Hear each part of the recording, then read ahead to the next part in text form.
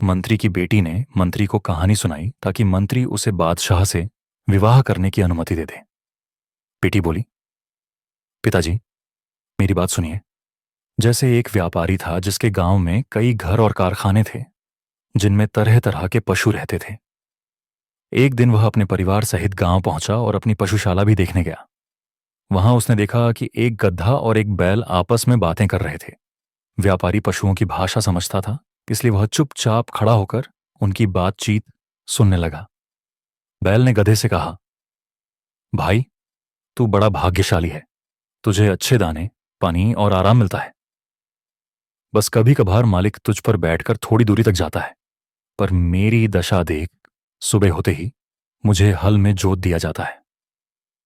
दिन भर मेहनत करवाते हैं, चाबुक चलते हैं, कंधे छिल जाते हैं और शाम को बदले में सड़गला भूसा ही मिलता है। मैं दुखी होकर तेरी सुख सुविधा पर ईर्ष्या करता हूं। गधे ने कहा, सचमुच तेरा दुख बड़ा है, पर अगर तू चाहे तो इसका उपाय है।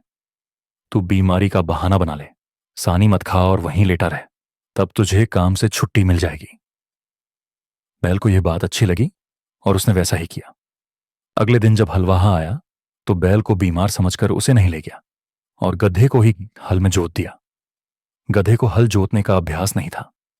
पूरे दिन उसे मार पड़ी, थकावट से चूर हो गया। उधर बैल आराम से पड़ा सानी खाता रहा। शाम को जब गधा थका हारा लौटा तो बैल ने हंसकर कहा, भाई, तेरे कारण मैं सुखी हूं।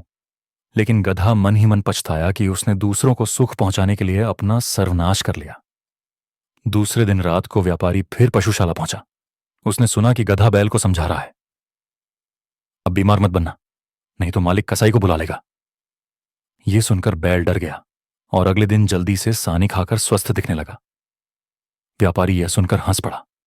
उसकी पत्नी ने कारण पूछा। व्यापारी ने कहा कि यह भेद बताना मना है। पत्नी जिद करने लगी कि मुझे भी यह विद्या सिखाओ, वरना मैं खाना पीना छोड़ दूंगी। व्यापारी ने समझाया, अगर मैंने बताया तो मेरी मृत्यु हो जाएगी। लेकिन पत्नी न मानी और हठ पकड़ लिया। व्यापारी परेशान होकर बैठा था, तभी उसने देखा कि उसका मुर्गा और कुत्ता आपस में बातें कर रहे हैं। कुत्ते ने मुर्गे से कहा, आज हमारा स्वामी बहुत दुखी है क्योंकि उसकी पत्नी हठ कर रही है। मुर्गा बोला, हमारा स्वामी मूर्ख है। यदि वह डंडा लेकर पत्नी की पिटाई करे तो उसका हठ तुरंत दूर हो जाएगा। व्यापारी ने यह बात सुनी और वैसा ही किया। उसकी पत्नी डंडे खाते खाते डर गई और के चरणों में गिरकर क्षमा मांगने लगी। उसने वचन दिया कि अब कभी ऐसा हठ नहीं करेगी। मंत्री ने यह कथा सुनाकर बेटी से कहा, तू भी सुख में रहते हुए गधे की तरह दुख मोल लेना चाहती है। अपनी जिद छोड़ दे, वरना तुझे भी व्यापारी की पत्नी की तरह दंड सहना पड़ेगा।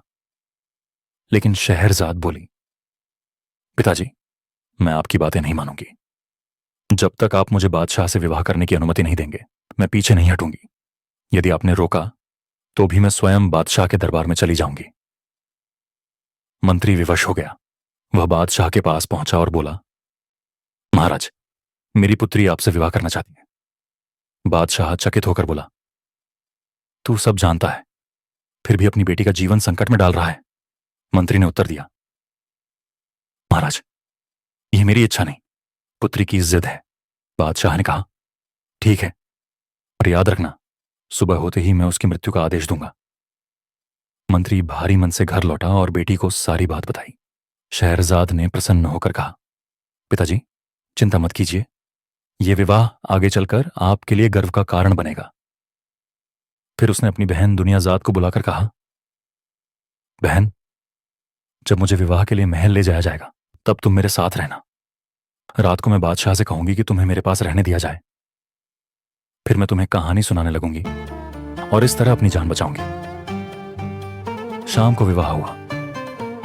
बादशाह ने शहरजाद को देखा तो उसके सौंदर्य से चकित रह गया, पर बहन की ममता से भरे आंसू देखकर उसने उसकी इच्छा मान ली और दुनियाजाद को भी पास बुला लिया। रात को जब एक पहर बाकी रह गया तो दुनियाजाद ने कहा, बहन, अगर तुम्हें नींद ना आ रही हो तो कोई कहानी सुना दो। शहरजाद ने बादशाह से अनुमति मांगी और कहानी शुरू की और यहीं से 1001 रातों की अनगिनत कथाएं प्रारंभ हुईं।